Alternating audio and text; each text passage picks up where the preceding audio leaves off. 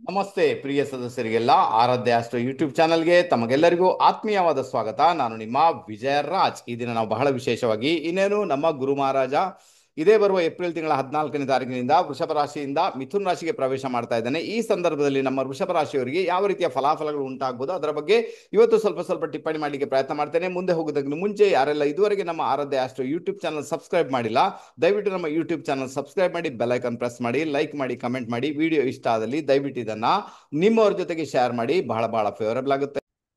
ನಿಮ್ಮಲ್ಲೊಂದು ಸಣ್ಣ ವಿಜ್ಞಾಪನೆ. ಇದೇ ತಿಂಗಳ 28ನೇ ತಾರೀಕಿಂದ ನಾವೊಂದು ಆನ್ಲೈನ್ ತರಗತಿಯನ್ನ ಮಾಡ್ತಾ ಇದ್ದೇವೆ. ಈ ತರಗತಿ ಬಂದು ಜ್ಯೋತಿಷ್ಯ ಪ್ರಿಡಿಕ್ಷನ್ ಟೆಕ್ನಿಕ್ ಕ್ಲಾಸ್ ಇರುತ್ತೆ. ಈ ಕ್ಲಾಸ್ ಬಂದು ಬೇಸಿಕ್ ಟು ಅಡ್ವಾನ್ಸ್ ವರೆಗೆ ಇರುತ್ತೆ. ಈ ಕ್ಲಾಸ್ ಬಂದು 46 ದಿನಗಳ ಕಾಲ ನಡೆಯುತ್ತೆ.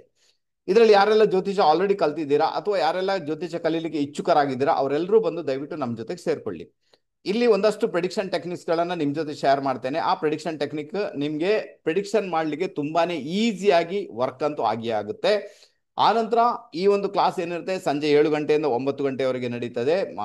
ಸಂಜೆ ಹೊತ್ತು ವಾರದಲ್ಲಿ 4 ದಿನ, ಒಟ್ಟಿಗೆ 46 ದಿನಗಳ ಕಾಲ. ಇದರಲ್ಲಿ ನಾವು ನಿಮ್ಗೆ ಒಂದು 300 ಪುಟಗಳ ಪುಸ್ತಕವನ್ನ ಕೊಡ್ತೇವೆ. ಆನಂತರ ರೆಕಾರ್ಡಿಂಗ್ ಅನ್ನ ಪ್ರೊವೈಡ್ ಮಾಡ್ತೇವೆ. ಒಂದು ದಿವಸ ಕ್ಲಾಸ್ ನಿಮಗೆ ಮಿಸ್ ಆದ್ರೂ ಕೂಡ ಮಾರನೇ ದಿನ ರೆಕಾರ್ಡಿಂಗ್ ಅನ್ನ ಖಂಡಿತ ನೀವು ನೋಡ್ಕೊಳ್ಬಹುದು. ಆನಂತರ PDF ಫೈಲ್ ಏನಾದ್ರು ಅದನ್ನು ಕೂಡ ನಿಮ್ಮ ಜೊತೆ ಶೇರ್ ಮಾಡ್ತೇವೆ. ಆನಂತರ ಇಲ್ಲಿ 2 ನಂಬರ್ಗಳನ್ನು ಕೊಟ್ಟಿದ್ದೇವೆ. ಈ ನಂಬರ್ಗೆ ಕರೆ ಮಾಡಿ ನಿಮ್ಮ ಒಂದು ಸೀಟನ್ನು ಕಾಯ್ದಿರಿಸುವಂತ ಕೆಲಸ ಮಾಡಿ ಅಂತ ಹೇಳ್ತೇನೆ. ಅದರ ಜೊತೆಗೆ ಹೆಚ್ಚಿನ ವಿವರಣೆಗಳನ್ನು ಸಮೇತ ಅವ್ರ ಜೊತೆಗೆ ಪಡ್ಕೊಳ್ಬಹುದು. ಈ ಒಂದು ಡೀಟೇಲ್ ಏನಿದೆ ಇದನ್ನ ನಾನು ಡಿಸ್ಕ್ರಿಪ್ಷನ್ ಬಾಕ್ಸ್ ಮತ್ತೆ ಕಮೆಂಟ್ ಬಾಕ್ಸ್ ಅಲ್ಲಿ ಕೊಟ್ಟಿರ್ತೇನೆ. ದಯವಿಟ್ಟು ಅಲ್ಲಿ ಹೋಗಿ ಪಿಕ್ ಮಾಡಿ ವಿವರಣೆಗಳನ್ನ ತಿಳ್ಕೊಳ್ಳಿಕ್ಕೆ ಪ್ರಯತ್ನ ಮಾಡಿ ಅಂತ ಹೇಳ್ತೇನೆ. ತುಂಬಾನೇ ಚೆನ್ನಾಗಿರುತ್ತೆ. ಯಾರೆಲ್ಲ ಜ್ಯೋತಿಷ ಆಲ್ರೆಡಿ ಕಲ್ತಿದ್ದೀರಾ, ಜ್ಯೋತಿಷ ಇಚ್ಛುಕರಿದ್ದೀರಾ, ದಯವಿಟ್ಟು ನಮ್ಮ ಈ ಒಂದು ಕ್ಲಾಸ್ ಅನ್ನ ಯಾವುದೇ ಕಾರಣಕ್ಕೂ ಮಿಸ್ ಮಾಡ್ಕೊಳ್ಬೇಡಿ. ಎಲ್ಲರೂ ಬಂದು ನಮ್ಮ ಜೊತೆಗೆ ಸೇರ್ಕೊಳ್ಳಿ ಅಂತ ಹೇಳ್ತೇನೆ. ಒಂದು ಒಳ್ಳೆ ರಿಸಲ್ಟ್ ಅನ್ನ ಪಡಿಲಿಕ್ಕೆ ಮತ್ತೆ ಒಳ್ಳೆ ಪ್ರೊಫೆಷನಲ್ ಆಗಿ ನಿಮ್ಗೆ ಮುಂದುವರಲಿಕ್ಕೆ ಇದು ಸಹಾಯ ಅಂತೂ 100% ಮಾಡಿಯೇ ಮಾಡುತ್ತೆ. ಈಗ ನಮ್ಮ ವೃಷಭ ರಾಶಿಯವರಿಗೆ ಗುರು ಮಹಾರಾಜ ಇಷ್ಟವರೆಗೆ ಅವರ ರಾಶಿಯಲ್ಲಿ ಭ್ರಮಣ ಮಾಡ್ತಾ ಇದ್ದ. ಓಕೆನಾ, ಈಗಲೂ ಇದ್ದಾರೆ. ಇನ್ನು ಮೇ 14ನೇ ತಾರೀಕಿನವರೆಗೆ ಚಂದ್ರನ ಮೇಲೆ ಗುರುವಿನ ಭ್ರಮಣ ಆಕ್ಚುಲಿ ಒಳ್ಳೆ ಲಕ್ಷಣ ಅಲ್ಲ. ಎಲ್ಲೋ ಒಂದ್ ಕಡೆ ಹೆಲ್ತ್ ರಿಲೇಟೆಡ್ ಪ್ರಾಬ್ಲಮ್ ಆಗಿರುತ್ತೆ, ಅನಾರೋಗ್ಯ ನಿಮ್ಮನ್ನ ಕಾಡಿರುತ್ತೆ, ಆನಂತರ ಇನ್ಸಲ್ಟ್ ಆಗಿರುತ್ತೆ, ನಿಮ್ಗೆ ನೀಚತನ ತೋರಿಸಿರ್ತಾರೆ, ನಿಮ್ಮನ್ನ ಕೆಳಗಾಕ್ಲಿಕ್ಕೆ ನೋಡಿರ್ತಾರೆ, ಎಲ್ಲವನ್ನ ಕೇಳಿಕೊಂಡು ಬಂದಿರ್ತೀರಾ.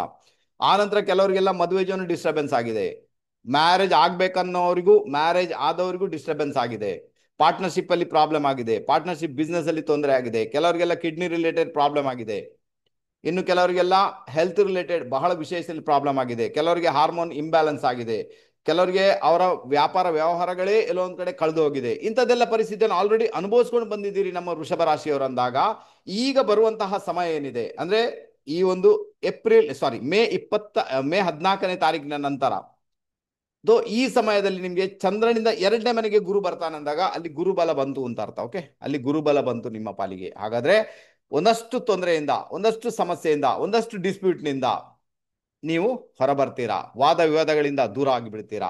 ಎಲ್ಲಾ ರೀತಿಯಲ್ಲಿ ಪ್ರಾಸ್ಪರಿಟಿಯನ್ನ ನೀವು ಅನುಭವಿಸ್ತೀರಾ. ಈಗ ಗುರು ಮಹಾರಾಜ್ ಎಲ್ಲಿ ಬರ್ತಾನೆ? ಜಾತಕದಲ್ಲಿ ಚಂದ್ರನಿಂದ 2ನೇ ಮನೆಗೆ ಬರ್ತಾನೆ. 2ನೇ ಮನೆ ಬಂದು ಧನಸ್ಥಾನ, ವಾಣಿಸ್ಥಾನ, ಕುಟುಂಬ ಸ್ಥಾನ. ಆನಂದ ಗುರು ಮಹಾರಾಜರು ವೃಷಭ ರಾಶಿಗೆ ಆತ ಅಷ್ಟಮಾಧಿಪತಿ ಮತ್ತೆ ಲಾಭಾಧಿಪತಿ. ಹಾಗಾದ್ರೆ ಅಷ್ಟಮ ಸ್ಥಾನದಲ್ಲಿ ಇದ್ದುಕೊಂಡು ಆತ ಧನಸ್ಥಾನಕ್ಕೆ ಬಂದಿದ್ದಾನೆ ಅಂದಾಗ ಅಷ್ಟಮ ಸ್ಥಾನ ಬಂದು ಬ್ಲಾಕೇಜ್ ಅಂತ ಹೇಳ್ಬೋದು ಅಲ್ವಾ. ಹಾಗಾದ್ರೆ ಎಲ್ಲೊಂದ್ ಕಡೆ ನಿಮ್ಮ ಹಣಕಾಸು ಇಷ್ಟವರೆಗೆ ಬ್ಲಾಕೇಜ್ ಆಗಿದೆ, ತೊಂದರೆ ಆಗಿದೆ, ಬರ್ತಾನೆ ಇಲ್ಲ, ಸಮಸ್ಯೆ ಆಗಿದೆ, ಕೊಡ್ತೇನೆ ಕೊಡ್ತೇನೆ ಅಂತ ಹೇಳ್ತಾ ಇದ್ದಾರೆ, ಆದ್ರೂ ಕೊಡ್ತಾನೆ ಇಲ್ಲ ಅಂತ ಇದುವರೆಗೆ ನಿಮ್ಗೆ ಯಾರಾದ್ರೂ ಹೇಳ್ತಾ ಇದ್ರೆ ಈಗ ಅವ್ರು ನಿಮ್ಗೆ ಹಣವನ್ನ ಕೊಡುವಂತ ಸಾಧ್ಯತೆಗಳು ತೀರಾ ತೀರಾ ಜಾಸ್ತಿ. ದೊಡ್ಡ ಮಟ್ಟಿಗೆ ಅಮೌಂಟ್ ಅನ್ನು ಯಾರಿಗೆ ಕೊಟ್ಟು ಸಿಕ್ಕಾಕೊಂಡಿದ್ದೀರಾ, ತೊಂದರೆ ಆಗ್ತಾ ಉಂಟು, ಅವರಿಂದ ಹಣವನ್ನ ಪಡ್ಕೊಳ್ಳುವಂತ ಯೋಗ ಭಾಗ್ಯ ನಿಮ್ಮ ಪಾಲಿಗಂತೂ ಖಂಡಿತ ಇದೆ. ಆನಂತರ ಆತ ಲಾಭಾಧಿಪತಿಯ ಕೂಡ 2ನೇ ಮನೆಗೆ ಬಂದಿದ್ದಾನೆ ಅಂದಾಗ ಡೆಫಿನೆಟ್ ಆಗಿ ಹಣಕಾಸಿನ ವಿಚಾರದಲ್ಲಿ ಇದ್ದಂತ ಒಂದಷ್ಟು ತೊಂದರೆಗಳನ್ನ, ಒಂದಷ್ಟು ಸಮಸ್ಯೆಗಳನ್ನ ಆತ ದೂರ ಮಾಡಿಯೇ ಮಾಡ್ತಾನೆ ಅಂತ ಮತ್ತೊಂದು ಇಂಡಿಕೇಶನ್. ಖಂಡಿತ ನಿಮ್ಗೆ ಒಂದು ಒಳ್ಳೆ ಫೇವರಬಲ್ ರಿಸಲ್ಟ್ ಉಂಟು, ಏನು ತೊಂದರೆ ಇಲ್ಲ. ಇನ್ನೊಂದೇನಾಗುತ್ತೆ ಅಂದ್ರೆ ಯಾವಾಗ ಗುರು ಮಹಾರಾಜ 2ನೇ ಮನೆಯಲ್ಲಿ ಇರ್ತಾನೆ ಅವಾಗ ಏನಾಗುತ್ತೆ, ನಿಮ್ಮ ಭಾಗ್ಯಕ್ಕೆ 6ನೇ ಮನೆ, ತಂದೆ ಆರೋಗ್ಯದ ವಿಚಾರದಲ್ಲಿ ಗಮನ ಕೊಡಬೇಕು. ಆನಂತರ ನಿಮ್ಮ 7th ಹೌಸ್ಗೆ 8ನೇ ಮನೆ, 2ನೇ ಮನೆ ಅಂದ್ರೆ ನಿಮ್ಮ 7ನೇ ಮನೆಗೆ 8ನೇ ಮನೆ ವಿವಾಹ, ನಿಮ್ಮ ವೈವಾಹಿಕ ಜೀವನ. ಹಾಗಾದ್ರೆ ವೈವಾಹಿಕ ಜೀವನದಲ್ಲಿ ದುಡ್ಡಿನ ವಿಚಾರನ ಇಟ್ಕೊಂಡು ಈಗ ಕೂಡ ಜಗಳಗಳಾಗುವಂತ ಸಾಧ್ಯತೆಗಳನ್ನು ತಳ್ಳಿ ಹಾಕುವಂತಿಲ್ಲ. ಸೊ ಇದರ ಬಗ್ಗೆ ಗಮನ ಕೊಡ್ಲೇಬೇಕಾದಂತ ಅನಿವಾರ್ಯತೆ. ಯಾಕಂದ್ರೆ ವೃಷಭ ರಾಶಿಯವರಿಗೆ ಆಗ್ಲಿ, ವೃಷಭ ಲಗ್ನದವರಿಗೆ ಆಗ್ಲಿ ನಿಮ್ಮ ಮದುವೆ ಜೀವನ ಅಷ್ಟು ಸುಲಭ ಅಂತೂ ಖಂಡಿತ. ಯಾಕಂದ್ರೆ ನಿಮ್ಮ ಮೈಂಡ್ ಡಿಸ್ಟರ್ಬೆನ್ಸ್ ಆಗುದೇ ನಿಮ್ಮ ಪಾರ್ಟ್ನರ್ನಿಂದ. ಅದಕ್ಕೋಸ್ಕರ ಏನಾಗುತ್ತೆ, ಈಗ ಕೂಡ ನಿಮ್ಗೆ ಹಣಕಾಸಿನ ವಿಚಾರನ ಇಟ್ಟುಕೊಂಡು, ಕುಟುಂಬದ ವಿಚಾರನ ಇಟ್ಟುಕೊಂಡು ಎಲ್ಲೋ ಒಂದ್ ಕಡೆ ಡಿಸ್ಪ್ಯೂಟ್ ಆಗುವಂತ ಸಾಧ್ಯತೆಗಳನ್ನು ತಳ್ಳಿ ಹಾಕುವಂತಿಲ್ಲ. ಅದರ ಬಗ್ಗೆ ಗಮನ ಅಂತೂ ಖಂಡಿತ ಕೊಡಬೇಕಾಗದಂತ ಅನಿವಾರ್ಯತೆ ನಿಮ್ಮ ಪಾಲಿಗಂತೂ ಖಂಡಿತ ಉಂಟು. ಯಾಕಂದ್ರೆ ವೃಷಭ ರಾಶಿಯವರು ಆದಷ್ಟು ಸ್ಟೆಬಿಲಿಟಿಯಲ್ಲಿ ಇರ್ತಾರೆ. ಯಾಕಂದ್ರೆ ಚಂದ್ರಲ್ಲಿ ಉಚ್ಚನಾಗ್ಬಿಡ್ತಾನೆ, ಬಹಳ ಸ್ಟೆಬಿಲಿಟಿಯಲ್ಲಿ ಇರ್ತಾರೆ. ಅವರ ಕೆಲಸ ಅವರೇ ಮಾಡ್ಕೊಂಡಿರ್ತಾರೆ, ಯಾರ ರಗಳಿಗೂ ಹೋಗುದಿಲ್ಲ, ಅವ್ರನ್ನ ಚುಚ್ಚಲಿಕ್ಕಂತೂ ಹೋಗ್ಬಾರ್ದು ಅವ್ರು, ಓಕೆನಾ. ಯಾರ ರಗಳಿಗೂ ಹೋಗುದಿಲ್ಲ, ಕೆಲಸ ಮಾಡ್ಕೊಂಡಿರ್ತಾರೆ ಇಡೀ ದಿನ ಕೂಡ, ಓಕೆ, ಅವರಷ್ಟಕ್ಕೆ ಅವ್ರು ಇರ್ತಾರೆ, ಏನು ಸಮಸ್ಯೆ ಇಲ್ಲ. ಆದ್ರೂ ಕೂಡ ಕೆಲವೊಂದು ಈ ಪ್ಲಾನೆಟರಿ ಪೊಸಿಷನ್ ಇಂದ ನೀವು ವಿಚಲಿತರಾಗುವಂತ ಘಟನೆಗಳು ಕೆಲವೊಂದು ಬಾರಿ ಖಂಡಿತ ಘಟಿಸ್ತದೆ, ಓಕೆನಾ. ಆನಂತರ ಏನಾಗುತ್ತೆ, ಗುರು ಮಹಾರಾಜ ತನ್ನ ಒಂದು ಪ್ರೀತಿ ಪ್ರೇಮದ ದೃಷ್ಟಿಯಿಂದ, 5ನೇ ದೃಷ್ಟಿಯಿಂದ ಆತ ಏನ್ ಮಾಡ್ತಾನೆ, ನಿಮ್ಮ ಜಾತಕದ 6ನೇ ಮನೆಯನ್ನ ವೀಕ್ಷಣೆ ಮಾಡ್ತಾನೆ. ಓಕೆ, 6ನೇ ಮನೆ ವೀಕ್ಷಣೆ ಮಾಡಬೇಕಾದ್ರೆ ವೃಷಭ ರಾಶಿಯವರಿಗೆ 6ನೇ ಮನೆಯಲ್ಲಿ ತುಲಾ ರಾಶಿ ಇದೆ. ಹಾಗಾದ್ರೆ ತುಲಾ ರಾಶಿ ಬಂದು ಯಾವುದಕ್ಕೆ ಸಂಬಂಧಪಟ್ಟದ್ದು, ಬಿಸ್ನೆಸ್ಗೆ ಸಂಬಂಧಪಟ್ಟದ್ದು, ಪಾರ್ಟ್ನರ್ಶಿಪ್ಗೆ ಸಂಬಂಧಪಟ್ಟದ್ದು, ಓಕೆ, ಕಿಡ್ನಿಗೆ ಸಂಬಂಧಪಟ್ಟದ್ದು ಅಲ್ವಾ, ಲಕ್ಸುರಿಗೆ ಸಂಬಂಧಪಟ್ಟದ್ದು. ಒಟ್ಟಾರೆ ನೋಡ್ಲಿಕ್ಕೆ ಹೋದ್ರೆ ಏನಾಗುತ್ತೆ, 6ನೇ ಮನೆಗೆ ದೃಷ್ಟಿ ಇಟ್ಟಿದ್ದಾನೆ ಗುರು ಮಹಾರಾಜ ತನ್ನ ಒಂದು 5ನೇ ದೃಷ್ಟಿಯಿಂದ ಅಂದಾಗ 6ನೇ ಮನೆಯಲ್ಲಿ ಇರುವ ತುಲಾ ರಾಶಿ ಕ್ಲೆನ್ಸಿಂಗ್ ಆಗುತ್ತೆ. ಅದರ ಅರ್ಥ ಏನು, ಆ ಗಂಡ ಹೆಂಡತಿ ಮಧ್ಯೆ ತುಂಬಾನೇ ತೊಂದರೆ ಉಂಟು, ಮಿಸ್ಅಂಡರ್ಸ್ಟ್ಯಾಂಡಿಂಗ್ ಉಂಟು, ಡಿಸ್ಪ್ಯೂಟ್ ಉಂಟಾದಾಗ ಮೇ ಬಿ ಅದು ನಿವಾರಣೆ ಆಗ್ಬೋದು, ಶತ್ರುಕಾಟ ಬರ್ತಾ ಉಂಟು ನಿವಾರಣೆ ಆಗ್ಬೋದು, ಪಾರ್ಟ್ನರ್ಶಿಪ್ ಬಿಸ್ನೆಸ್ ಅಲ್ಲಿ ಪ್ರಾಬ್ಲಮ್ ಉಂಟು ಅದು ನಿವಾರಣೆ ಆಗ್ಬೋದು, ಡೈಲಿ ಸೋರ್ಸ್ ಆಫ್ ಇನ್ಕಮ್ ಅಲ್ಲಿ ಪ್ರಾಬ್ಲಮ್ ಉಂಟು ಅದು ನಿವಾರಣೆ ಆಗ್ಬೋದು, ಶತ್ರುಕಾಟ ನಿವಾರಣೆ ಆಗ್ಬೋದು, ಸಾಲ ಸೋಲದ ವಿಚಾರದಲ್ಲಿ ಇಷ್ಟವರೆಗೆ ತೊಂದರೆ ಆಗ್ತಾ ಉಂಟು, ಸಾಲ ಕಟ್ಟಲಿಕ್ಕೆ ಆಗ್ತಾ ಇಲ್ಲ, EMI ಕಟ್ಟಲಿ, ಮೇ ಬಿ ಅದಕ್ಕೆ ಯಾರ್ದಾದ್ರು ಸಪೋರ್ಟ್ ಸಿಕ್ಕು, ಯಾರಾದ್ರೂ ನಿಮ್ಗೆ ಹೆಲ್ಪ್ ಮಾಡಿ ಆ ಸಮಸ್ಯೆ ಸಮೇತ ನಿವಾರಣೆ ಆಗುವಂತಹ ಯೋಗ ಭಾಗ್ಯ ಆಲ್ರೆಡಿ ಕ್ರಿಯೇಟ್ ಆಗಿರುವಂತದ್ದು, ಖಂಡಿತ ಅದನ್ನು ಇಟ್ಕೊಂಡು ನೀವು ಮುಂದೆ ಹೋಗ್ಬೋದು. ಇನ್ನು ಯಾರೆಲ್ಲ ಡಾಕ್ಟರ್ ಕಲಿತಾ ಇದ್ದೀರಾ, ಆಯುರ್ವೇದ ಡಾಕ್ಟರ್ ಆಗ್ಬೇಕಂದ್ರೆ ಅವ್ರಿಗೆಲ್ಲ ಬಹಳ ಫೇವರಬಲ್ ಆಗುತ್ತೆ, ಏನು ಸಮಸ್ಯೆ ಆಗಲ್ಲ. ಓಕೆ, ಆನಂದ ಗುರು ಮಹಾರಾಜ ನೇರವಾಗಿ ಏನ್ ಮಾಡ್ತಾನೆ, 7ನೇ ದೃಷ್ಟಿಯಿಂದ ನಿಮ್ಮ 8ನೇ ಮನೆಯನ್ನು ನೋಡ್ತಾ ಇದ್ದಾನೆ, 8th ಹೌಸ್ ಅನ್ನು ನೋಡ್ತಾನೆ. 8th ಹೌಸ್ ಏನು, 8ನೇ ಮನೆ ಏನು, 8ನೇ ಮನೆ ಬಂದು ನಿಮ್ಮ ಹಿರಿಯರಿಂದ ಬರ್ತಕ್ಕಂಥ ಪ್ರಾಪರ್ಟಿ. ಹಾಗಾದ್ರೆ ಹಿರಿಯರಿಂದ ಬರ್ತಕ್ಕಂಥ ಪ್ರಾಪರ್ಟಿ ವಿಚಾರದಲ್ಲಿ ಪ್ರಾಬ್ಲಮ್ ಇದೆ, ಬರ್ತಾನೆ ಇಲ್ಲ, ಮೇ ಬಿ ಅದು ರಿಲೀಸ್ ಆಗ್ಬೋದು ಎಲ್ಲ ರೀತಿಯಲ್ಲಿ ಕೂಡ. 8ನೇ ಮನೆ ಇನ್ಲಾಸ್, ಹಾಗಾದ್ರೆ ಇನ್ಲಾಸ್ ಅಂದ್ರೆ ನಿಮ್ಮ ಅತ್ತೆ ಮನೆ, ಹಾಗಾದ್ರೆ ಅತ್ತೆ ಮನೆಯಿಂದ ಸಮಸ್ಯೆ ಆಗ್ತಾ ಉಂಟು, ಅತ್ತೆ ಮನೆಯಿಂದ ತೊಂದರೆ ಆಗ್ತಾ ಉಂಟು ಮದುವೆ ಆದವರಿಗೆ, ಸೊ ಅದು ಕೂಡ ಒಂದು ನಿವಾರಣೆ ಆಗುವಂತ ಯೋಗ ಭಾಗ್ಯ. 8ನೇ ಮನೆ ನಿಮ್ಮ ಪಾರ್ಟ್ನರ್ನ ಹಣಕಾಸೋದು, ಹಾಗಾದ್ರೆ ಪಾರ್ಟ್ನರ್ನ ಹಣಕಾಸಿನ ವಿಚಾರದಲ್ಲಿ ತೊಂದರೆ ಉಂಟು, ಅವರಿಗೆ ಸಮಸ್ಯೆ ಉಂಟು, ಹಣಕಾಸೆ ಬರ್ತಾ ಇಲ್ಲ, ಅಥವಾ ಅವರಿಗೆ ಹಣಕಾಸು ಬರುವಂತ ಯೋಗ ಭಾಗ್ಯ ಕೂಡ ಇದ್ದೇ ಇರ್ತದೆ. ಆನಂತರ 8ನೇ ಮನೆ ಬಂದು ನಿಮ್ಮ ಕಾರ್ಯಕ್ಷೇತ್ರಕ್ಕೆ ಅದು ಲಾಭಸ್ಥಾನ, ಹಾಗಾದ್ರೆ ನಿಮ್ಮ ಕಾರ್ಯಕ್ಷೇತ್ರದಲ್ಲಿ ಪರಿವರ್ತನೆ ಬರಬೇಕು, ಕಾರ್ಯಕ್ಷೇತ್ರದಲ್ಲಿ ಪರಿವರ್ತನೆ ಬಂದಿಲ್ಲ ಅಂದಾಗ ಈಗ ಕೂಡ ನಿಮಗೆ ಪರಿವರ್ತನೆ ಬರುವಂತಹ ಯೋಗ ಭಾಗ್ಯ ಡೆಫಿನೆಟ್ ಆಗಿ ಇದ್ದೇ ಇದೆ. ಅದರ ಜೊತೆಗೆ ತಂದೆ ಜೊತೆಗೆ ಮಿಸ್ಅಂಡರ್ಸ್ಟ್ಯಾಂಡಿಂಗ್ ಇದ್ರೆ ಆ ಒಂದು ಮಿಸ್ಅಂಡರ್ಸ್ಟ್ಯಾಂಡಿಂಗ್ ಕೂಡ ಈಗ ದೂರ ಆಗುವಂತ ಸಾಧ್ಯತೆಗಳು ತೀರಾ ಜಾಸ್ತಿ. ಇನ್ನು ಯಾರಿಗೆಲ್ಲ ಹೈಯರ್ ಎಜುಕೇಶನ್ ಮಾಡಲಿಕ್ಕೆ ಪ್ರಾಬ್ಲಮ್ ಆಗ್ತಾ ಉಂಟು, ಇಷ್ಟವರೆಗೆ ಆಗ್ಲಿಲ್ಲ, ಸಿಕ್ಕಾಕೊಂಡಿದ್ದೇವೆ, ತೊಂದರೆ ಆಗ್ತಾ ಉಂಟು, ಅವರೆಲ್ಲರೂ ಕೂಡ ಹೈಯರ್ ಎಜುಕೇಶನ್ ಮಾಡುವಂತ ಯೋಗ ಭಾಗ್ಯ ಕೂಡ ಈ ಮೂಮೆಂಟ್ ಅಲ್ಲಿ ಕ್ರಿಯೇಟ್ ಆಗಿದೆ. ಓಕೆ, ಗೊತ್ತಾಯ್ತು. ಆನಂತರ ಗುರು ಮಹಾರಾಜ ಏನ್ ಮಾಡ್ತಾನೆ, ತನ್ನ ಒಂದು ಭಾಗ್ಯ ದೃಷ್ಟಿಯಿಂದ 10ನೇ ಮನೆಯನ್ನು ವೀಕ್ಷಣೆ ಮಾಡ್ತಾನೆ. ಓಕೆ, 10ನೇ ಮನೆಯಲ್ಲಿ ಕುಂಭರಾಶಿ ಇದೆ, ಅಲ್ಲಿ ಆಲ್ರೆಡಿ ಈಗ ರಾಹು ಬರ್ತಾನೆ. ಓಕೆ, ಇನ್ನು ಮೇ 18ಕ್ಕೆ ರಾಹು ಬರ್ತಾರೆ. ಈ ಮೂಮೆಂಟ್ ಅಲ್ಲಿ ಏನಾಗುತ್ತೆ, 10ನೇ ಮನೆ ಮತ್ತೆ ಬೆಳಗ್ಲಿಕ್ಕೆ ಶುರು ಆಗುತ್ತೆ. ಅಲ್ಲಿ ಏನಾಗುತ್ತೆ, ನಿಮಗೆ ಕುಂಭರಾಶಿ ಮತ್ತೆ ಮೀನರಾಶಿಯಲ್ಲಿ ಗುರು ಮತ್ತೆ ಶನಿ ಮತ್ತೆ ರಾಹು ಇದ್ದಾರೆ, ಅವರು ಬಹಳ ಬಹಳ ಫೇವರಬಲ್ ಉಪಚಯ ಸ್ಥಾನದಲ್ಲಿ. ಇದರ ಮುಖಾಂತರ ಏನಾಗುತ್ತೆ, ನಮ್ಮ ವೃಷಭ ರಾಶಿಯವರಿಗೆ ಎಲ್ಲೋ ಒಂದ್ ಕಡೆ ಮುಂದೆ ಬರುವಂತ ದಿನಗಳಲ್ಲಿ ಕಾರ್ಯಕ್ಷೇತ್ರದಲ್ಲಿ ಉನ್ನತ ಮಟ್ಟಕ್ಕೆ ಹೋಗುವಂಥದ್ದು, ಕಾರ್ಯಕ್ಷೇತ್ರದಲ್ಲಿ ಪ್ರೋಗ್ರೆಸ್ ಆಗುವಂಥದ್ದು, ಹೊಸ ಕೆಲಸ ಸಿಗುವಂಥದ್ದು, ವಿದೇಶ ಪ್ರಯಾಣ ಮಾಡುವಂಥದ್ದು, ಅಧಿಕಾರ ವರ್ಗಕ್ಕೆ ಹೋಗುವಂಥದ್ದು, ಏನಾದ್ರೂ ಕೂಡ ನಿಮ್ಗೆ ಒಂದು ಒಳ್ಳೆ ರಿಸಲ್ಟ್ ಬೇಕು ಅಂತ ಆದಾಗ ಶನಿ ಮತ್ತೆ ರಾಹುವಿನಿಂದ ಒಂದು ಒಳ್ಳೆ ರಿಸಲ್ಟ್ ಅನ್ನ ಪಡ್ಕೊಳ್ಳುವಂತ ಯೋಗ ಭಾಗ್ಯ 100% ನಿಮ್ಮ ಪಾಲಿಗೆ ಕ್ರಿಯೇಟ್ ಆಗ್ತಾ ಉಂಟು. ದಯವಿಟ್ಟು ಅದನ್ನ ಯೂಸ್ ಮಾಡ್ಕೊಳ್ಳಿ ಅಂತ ಹೇಳ್ತೇನೆ. ಖಂಡಿತ ನೀವು ಫೇಲ್ ಆಗುವಂತ ಸಾಧ್ಯತೆಗಳೇ ಇಲ್ಲ, ಖಂಡಿತ ಒಳ್ಳೇದಂತೂ ಆಗಿ ಆಗುತ್ತೆ. ಓಕೆನಾ.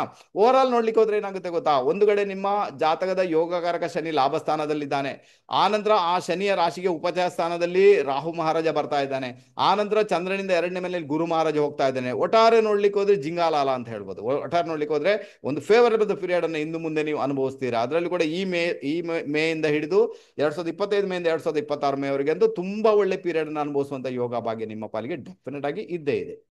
ಆನಂತರ ಸ್ವಲ್ಪ ಅಡಿಷನಲ್ ಮಾತು ಇಲ್ಲೇನಾಗುತ್ತೆ ಅಂದ್ರೆ, ಯಾವಾಗ ಗುರು ಮಹಾರಾಜ ಮಿಥುನ ರಾಶಿಯನ್ನ ಪ್ರವೇಶ ಮಾಡ್ತಾನಲ್ವ, ಅಂದ್ರೆ 2ನೇ ಮನೆ, ಆವಾಗ ಮಿಥುನ ರಾಶಿಯನ್ನು ಅದು ಬಂದು ನಿಮ್ಮ ಬುಧನಿಗೆ ಸಂಬಂಧಪಟ್ಟದ್ದು. ಹಾಗಾದ್ರೆ ಬುಧನ ಇನ್ನೊಂದು ರಾಶಿ ಇದೆಯಲ್ಲ, ಬುಧನ ಇನ್ನೊಂದು ರಾಶಿಯಲ್ಲಿದೆ, ನಿಮ್ಮ ಜಾತಕದ 5ನೇ ಮನೆಯಲ್ಲಿದೆ, ಕನ್ಯಾ ರಾಶಿ, ಅದು ಕೂಡ ಆಕ್ಟಿವೇಟ್ ಆಗುತ್ತೆ. ಹಾಗಾದ್ರೆ ಕನ್ಯಾ ರಾಶಿ ಆಕ್ಟಿವೇಟ್ ಆದಾಗ ಏನಾಯ್ತು, ಕನ್ಯಾ ರಾಶಿ ಬಂದು 5ನೇ ಮನೆ ಬಂದು ನಿಮ್ಮ ಪೂರ್ವ ಪುಣ್ಯ. ಹಾಗಾದ್ರೆ ನಿಮ್ಮ ಪೂರ್ವ ಪುಣ್ಯಕ್ಕೆ ಸಂಬಂಧಪಟ್ಟಂತೆ ಕೂಡ ಒಂದು ಒಳ್ಳೆ ರಿಸಲ್ಟ್ ಅನ್ನು ಅನುಭವಿಸುವಂತ ಯೋಗ ಭಾಗ್ಯ ನಮ್ಮ ವೃಷಭ ರಾಶಿಯವರಿಗೆ ಕ್ರಿಯೇಟ್ ಆಗುತ್ತೆ. ಈಗ 5ನೇ ಮನೆ ಆಕ್ಟಿವೇಟ್ ಆಗೋದ್ರಿಂದ ಸಿಗೋ ಲಾಭ ಏನು, ಈಗ ಯಾರಾದ್ರೂ ನ್ಯೂ ಮ್ಯಾರಿಡ್ ಕಪಲ್ಸ್ ಇದ್ದಾರೆ, ಓಕೆ, ಸೊ ಅವರಿಗೆ ಮಕ್ಕಳಾಗ್ಲಿಲ್ಲ ಅಥವಾ ಅವರಿಗೆ ಮಕ್ಕಳಾಗುವಂತ ಯೋಗ ಭಾಗ್ಯ, ಅಥವಾ ಮದುವೆಯಾಗಿ ಎಷ್ಟೋ ವರ್ಷ ಆಯ್ತು ಇನ್ನೂ ಮಕ್ಕಳಾಗ್ಲಿಲ್ಲ, ಅವರಿಗೆ ಮಕ್ಕಳಾಗುವಂತ ಯೋಗ ಭಾಗ್ಯ ನಿಮ್ಮ ಪಾಲಿಗೆ ಬರುತ್ತೆ. ಎಜುಕೇಶನ್ ಡಿಸ್ಟರ್ಬೆನ್ಸ್ ಉಂಟು, ಆ ಡಿಸ್ಟರ್ಬೆನ್ಸ್ ಹೋಗುವಂತ ಯೋಗ ಭಾಗ್ಯ ನಿಮ್ಮ ಪಾಲಿಗೆ ಕ್ರಿಯೇಟ್ ಆಗುತ್ತೆ. ಬಟ್ ಒಂದು ಮಾತು ನೆನ್ಪಿಟ್ಕೊಳ್ಬೇಕು, ಏನ್ ಗೊತ್ತಾ, 5ನೇ ಮನೆಯಲ್ಲಿ ಇರುವುದು ಕನ್ಯಾ ರಾಶಿ. ಕನ್ಯಾ ರಾಶಿ ಹೇಗೆ ಫಲ ಕೊಡಬೇಕು, ಅದು ಅದರ ಅಟ್ರಿಬ್ಯೂಟ್ಸ್ ಅನ್ನ ಅನುಸರಿಸಿನೇ ಫಲ ಕೊಡುತ್ತೆ ನಿಮ್ಗೆ, ಸುಮ್ಮನೆ ಅಂತೂ ಕೊಡಲ್ಲ. ನೈಸರ್ಗಿಕ ಜನ್ಮಗುಂಡ್ಲಿ 6ನೇ ಮನೆ 5ನೇ ಮನೆಯಲ್ಲಿ ಉಂಟು, ಓಕೆನಾ. ಇದರ ಅರ್ಥ ಏನು ಅಂದ್ರೆ, ಯಾವಾಗ ನಿಮಗೆ ಮಕ್ಕಳಾಗಬೇಕು, ನೀವು ಟ್ರೀಟ್ಮೆಂಟ್ ಮಾಡ್ಕೊಂಡೇ ಮಕ್ಕಳನ್ನ ಮಾಡ್ಕೊಳ್ಬೇಕಾದಿತ್ತು, ಟ್ರೀಟ್ಮೆಂಟ್ ಮುಖಾಂತರ ಮಕ್ಕಳಾಗಬೇಕಾದಿತ್ತು. ನ್ಯಾಚುರಲ್ ಆಗಿ ಆಗುತ್ತೆ ನಿಮಗೆ. ಇಷ್ಟವರೆಗೆ ಆಗಿಲ್ಲ ಅಂದವರು ನಿಮಗೆ ಟ್ರೀಟ್ಮೆಂಟ್ ಮಾಡ್ಕೊಳ್ಬೇಕಾದಂತಹ ಅನಿವಾರ್ಯತೆ ಖಂಡಿತ ಬರ್ಬೋದು. ಆನಂತರ ಪ್ರೀತಿ ಪ್ರೇಮ ಮಾಡ್ತಾ ಇದ್ದೀರಿ ಅಂತ ಇಟ್ಕೊಳ್ಳಿ. ಈಗ ಪ್ರೀತಿ ಪ್ರೇಮ ಕೂಡ ಅಷ್ಟೇನೆ, ಅದೇನು ಅಷ್ಟು ಸುಲಭದಲ್ಲಿ ನಿಮಗೆ ಅದು ಓಕೆ ಆಗುದಿಲ್ಲ. ಅಲ್ಲಿ ಡಿಸ್ಪ್ಯೂಟ್ ಇರ್ತದೆ, ಅಲ್ಲಿ ಮಾತುಗಾರಿಕೆ ಇರ್ತದೆ, ಅಲ್ಲಿ ವಾದ ವಿವಾದ ಇರ್ತದೆ. ಆ ವಾದ ವಿವಾದ ಡಿಸ್ಪ್ಯೂಟ್ ಎಲ್ಲ ಆಗಿನೇ ಮತ್ತೆ ಹೋಗಿ ಪ್ರೀತಿ ಪ್ರೇಮ ಏನಾದ್ರು ಸಕ್ಸಸ್ ಆಗ್ಬೋದು ಅಲ್ವಾ. ಸ್ನೇಹಿತರ ಜೊತೆಗೆ ಕೂಡ ವ್ಯವಹಾರ ಮಾಡುವಾಗ ಸ್ವಲ್ಪ ಜಾಗರೂಕರಾಗಿರಿ. ಹೊಟ್ಟೆಗೆ ಸಂಬಂಧಪಟ್ಟ ತೊಂದರೆಗಳು ನಿಮ್ಮನ್ನು ಕಾಡ್ಬೋದು. ತಾಯಿ ಹಲ್ಲು ನೋವಿನ ಸಮಸ್ಯೆಗಳಿಂದ ಬಳಲುವಂತಹ ಸಾಧ್ಯತೆಗಳು ಕೂಡ ತೀರಾ ಜಾಸ್ತಿ. ಓವರ್ ಆಲ್ ಹೇಳಲಿಕ್ಕಾದ್ರೆ ಏನಾಗುತ್ತೆ ಗೊತ್ತಾ, ಚಂದ್ರನಿಂದ 2ನೇ ಮನೆಯಲ್ಲಿ ಗುರುಬಲ ಬಂತು. ಆನಂತರ ಗುರುವಿನಿಂದಾಗಿ 5ನೇ ಮನೆ ಕೂಡ ಆಕ್ಟಿವೇಟ್ ಆಗಿದೆ, ಪೂರ್ವ ಪುಣ್ಯ ಸ್ಥಾನ ಕೆಲಸ ಮಾಡ್ತಾ ಉಂಟು. 10ನೇ ಮನೆಯಲ್ಲಿ ಉಪಚಯ ಸ್ಥಾನದಲ್ಲಿ ರಾಹು ಮಹಾರಾಜ ಇದ್ದಾನೆ, ಅಲ್ಲಿ ಸ್ಟ್ರಾಂಗ್ ಆಗ್ಬಿಟ್ಟಾದ ತುಂಬಾ ಬಲ ಬರುತ್ತೆ ನಿಮಗೆ ಕಾರ್ಯಕ್ಷೇತ್ರಕ್ಕೆ ಸಂಬಂಧಪಟ್ಟಂತೆ. ಆನಂತರ ನಿಮ್ಮ ನಿಮ್ಮ ಆ ಯೋಗಕಾರಕ ಶನಿ ಲಾಭ ಸ್ಥಾನದಲ್ಲಿದ್ದಾನೆ. ಸೊ ಹಾಗಾದ್ರೆ ಇಷ್ಟೆಲ್ಲ ಫೇವರಬಲ್ ಆಗಿರುವಾಗ ಒಂದಷ್ಟು ಫೇವರಬಲ್ ರಿಸಲ್ಟ್ ನಿಮಗೆ ಬರಲೇಬೇಕಪ್ಪ 100%. ಯಾರಿಗೆಲ್ಲ ಬುಧ ದಶೆ ನಡೀತಾ ಉಂಟು, ಶುಕ್ರ ದಶೆ ನಡೀತಾ ಉಂಟು, ಗುರು ದಶೆ ನಡೀತಾ ಉಂಟು, ರಾಹು ದಶೆ ನಡೀತಾ ಉಂಟು, ಆನಂತರ ಶನಿ ದಶೆ ನಡೀತಾ ಉಂಟು, ನಿಮ್ಗೆಲ್ರಿಗೂ ಕೂಡ ಫೇವರಬಲ್ ರಿಸಲ್ಟ್ ಅನ್ನು ಅನುಭವಿಸುವಂತ ಯೋಗ ಭಾಗ್ಯ ನನ್ನ ಲೆಕ್ಕದಲ್ಲಿ 100% ಇದೆ. ಓಕೆನಾ.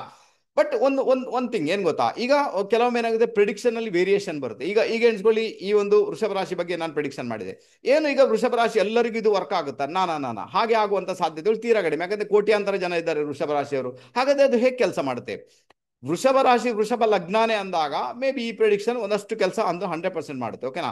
ಅದೇ ರೀತಿ ವೃಷಭ ರಾಶಿ ಮೇಷ ಲಗ್ನ, ವೃಷಭ ರಾಶಿ ಮಿಥುನ ಲಗ್ನ, ವೃಷಭ ರಾಶಿ ಕರ್ಕಾಟಕ ಲಗ್ನ, ವೃಷಭ ರಾಶಿ ಸಿಂಹ ಲಗ್ನ, ಅವಾಗ ಏನಾಯ್ತು ಪ್ರಿಡಿಕ್ಷನ್ ವೇರಿಯೇಷನ್ ಬಲಿಕೆ ಶುರುವಾಯಿತು ಅಲ್ವಾ. ಅಲ್ಲಿ ಪ್ರಿಡಿಕ್ಷನ್ ನಲ್ಲಿ ವೇರಿಯೇಷನ್ ಬರುತ್ತೆ. ಅದೇ ಕಾರಣಕ್ಕೆ ಏನಾಗುತ್ತೆ, ಸರ್ ನೀವು ವೃಷಭ ರಾಶಿ ಬಗ್ಗೆ ಹೇಳಿದ್ರಿ, ನನಗೆ ಯಾವುದು ಆಗಿಲ್ಲ, ಅದಾಗಿಲ್ಲ, ಇದಾಗಿಲ್ಲ. ಅಥವಾ ಈ ಪರಿಸ್ಥಿತಿ ಕೆಲವೊಂದು ಬಾರಿ ನಾವು ಎದುರಿಸಬೇಕಾದಂತಹ ಅನಿವಾರ್ಯತೆ 100% ಇದ್ದೇ ಇದೆ. ಇದನ್ನು ಅರ್ಥ ಮಾಡ್ಕೊಳ್ಳಿಕ್ಕೆ ಪ್ರಯತ್ನ ಮಾಡಿದಾಗ ನೀವು ಗೆಲ್ತೀರಾ. ಈಗ ಫಾರ್ ಎಕ್ಸಾಂಪಲ್ ಹೇಳ್ತೀನಿ, ಒಂದು ಎಕ್ಸಾಂಪಲ್ ಕೊಡ್ತೀನಿ.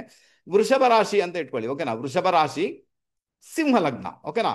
ವೃಷಭ ರಾಶಿ ಓಕೆ. ಸಿಂಹ ಲಗ್ನದ ಜಾತಕ ನಿಮ್ಗೆ ಓಕೆ. ಈಗ ಏನಾಯ್ತು ನೋಡಿ, ಸಿಂಹ ಲಗ್ನದ ಜಾತಕ ಅಂದ್ರೆ ಈಗ ಈ ಪ್ರಿಡಿಕ್ಷನ್ ವರ್ಕ್ ಆಗುವಂತದ್ದು ಅಷ್ಟು ಸುಲಭ ಅಂತೂ ಖಂಡಿತ ಅಲ್ಲ. ಖಂಡಿತ ಅಲ್ಲಿ ವೇರಿಯೇಷನ್ ಬಂದೇ ಬರ್ತದೆ. ಸೊ ಈ ತರ ಇದು ಮುಂದುವರಿತದೆ ಅಂತ ಒಂದು ಇಂಡಿಕೇಶನ್. ಇದನ್ನು ಅರ್ಥ ಮಾಡ್ಕೊಳ್ಳಿಕ್ಕೆ ಪ್ರಯತ್ನ ಅಂತೂ ಮಾಡ್ಬೇಕು. ಆನಂತರ ಏನಾಗುತ್ತೆ, ನಿಮ್ಮ ಹೆಸರು ಏನಿದೆ, ಆ ಹೆಸರಿನ ಮೊದಲನೇ ಅಕ್ಷರ ಏನಿದೆ ಅಥವಾ ಹೆಸರಿನೊಂದು ಮೀನಿಂಗ್ ಏನಿದೆ, ಅದು ಕೂಡ ಇಲ್ಲಿ ದೊಡ್ಡ ಇನ್ಫ್ಲುಯೆನ್ಸ್ ಅನ್ನ ಕ್ರಿಯೇಟ್ ಮಾಡಿದೆ. ಆವಾಗ ಕೂಡ ಪ್ರಿಡಿಕ್ಷನ್ ಅಲ್ಲಿ ಏನಾಗುತ್ತೆ, ವೇರಿಯೇಷನ್ ಬರುತ್ತೆ. ಅದಕ್ಕೋಸ್ಕರ ನಾನು ಹೇಳ್ತೀನಿ, ನಿಮ್ಮ ಜಾತಕನೇ ಫೈನಲ್, ನೀವೇ ಫೈನಲ್. ಅದರಲ್ಲಿ ನಡೆಯುವಂತ ದಶಾ ಭುಕ್ತಿ ಎಲ್ಲ ನೋಡಿಕೊಂಡು ಅದರ ಮುಖಾಂತರ ಜಾತಕವನ್ನು ವಿಮರ್ಶೆ ಮಾಡಿದಾಗ ಅದು ಅಕ್ಯುರೇಟ್ ಆಗಿರುತ್ತೆ, ಏನು ಸಮಸ್ಯೆ ಆಗಲ್ಲ. ಅದಕ್ಕೋಸ್ಕರ ಎಕ್ಸ್ಪರ್ಟ್ ಜ್ಯೋತಿಷಿಗಳು ಯಾರಿದ್ದಾರೆ ಅವ್ರದ್ದು ಜಾತಕವನ್ನು ಕೊಟ್ಟು ವಿಮರ್ಶೆ ಮಾಡಿಸ್ಕೊಳ್ಳಿ ಅಂತ ಹೇಳ್ತೇನೆ. ಫೇವರಬಲ್ ರಿಸಲ್ಟ್ ಅನ್ನು ಪಡೀಲಿಕ್ಕೆ ನಿಮ್ಮಿಂದ 100% ಸಾಧ್ಯತೆ ಉಂಟು. ಹಾಗಾದ್ರೆ ವೃಷಭ ರಾಶಿಯವರಿಗೆ ಯಾವ ರೀತಿ ಗುರುವಿನಿಂದ ಒಂದು ಇಂಪ್ಯಾಕ್ಟ್ ಬರುತ್ತೆ ನಾನು ಆಲ್ಮೋಸ್ಟ್ ಹೇಳಿದ್ದೇನೆ ನಿಮಗೆ. ಅರ್ಥ ಮಾಡ್ಕೊಳ್ಳಿಕ್ಕೆ ಪ್ರಯತ್ನ ಮಾಡಿ, ಚಿಂತೆಯನ್ನು ದೂರ ಮಾಡಿ, ಹಣಕಾಸಿನ ವಿಚಾರದಲ್ಲಿ ಇದ್ದಂಥ ಸಮಸ್ಯೆ ನಿವಾರಣೆ ಆಗುತ್ತೆ. ಕುಟುಂಬದಲ್ಲಿ ಇದ್ದಂಥ ಒಂದಷ್ಟು ಸಮಸ್ಯೆಗಳು ನಿವಾರಣೆ ಆಗುತ್ತೆ. ಚಿಂತೆ ಮಾಡೋದಾಗುತ್ತೆ, ಹಣಕಾಸು ಡೆಫಿನೆಟ್ ಆಗಿ ನಿಮ್ಮ ಪಾಲಿಗೆ ಬಂದೇ ಬರುತ್ತೆ. ಸಾಲ ಸೋಲದಿಂದ ಮುಕ್ತರಾಗುವಂತ ಯೋಗ ಭಾಗ್ಯ ಕೂಡ ಈ ಮೂಮೆಂಟ್ ಅಲ್ಲಿ ಕ್ರಿಯೇಟ್ ಆಗುತ್ತೆ. ಓಕೆ, ಅರ್ಥ ಆಯ್ತು ಅಂತ ಇಟ್ಕೊಳ್ತೇನೆ. ಓಕೆ. ಆನಂತರ ಯಾವುದೇ ರೀತಿಯ ಪರಿಹಾರಗಳು ನನ್ನ ಲೆಕ್ಕದಲ್ಲಿ ಬೇಕಾಗಿಲ್ಲ. ಬಟ್ ನೀವು ಏನು ದೇವಿಯ ಆರಾಧನೆ ಮಾಡ್ತೀರಾ, ದೇವಿಯ ಟೆಂಪಲ್ಗೆ ಹೋಗ್ತೀರಾ, ಅಥವಾ ಅದನ್ನ ಕಂಟಿನ್ಯೂ ಮಾಡಿ ಅಂತ ಹೇಳಿದ್ರೆ ಒಳ್ಳೆ ರಿಸಲ್ಟ್ ನಿಮ್ಮ ಪಾಲಿಗೆ ಡೆಫಿನೆಟ್ ಆಗಿ ಬಂದೇ ಬರುತ್ತೆ. ಚಿಂತೆ ಮಾಡುವಂತ ಅಗತ್ಯ ಇಲ್ಲ. ಓಕೆನಾ. ಹಾಗಾದ್ರೆ ಕಾರ್ಯಕ್ರಮ ಇಲ್ಲಿಗೆ ಮುಗಿಸ್ತಿದ್ದೇನೆ. ಇನ್ನೊಂದು ರಹಸ್ಯಮಯ ವಿಡಿಯೋ ಜೊತೆಗೆ ನಿಮ್ಮ ಮುಂದೆ ಪ್ರತ್ಯಕ್ಷನಾಗ್ತೇನೆ. ಅಲ್ಲಿವರೆಗೂ ಎಲ್ಲರಿಗೂ ಕೂಡ ನಮಸ್ತೆ. ಬಾಯ್.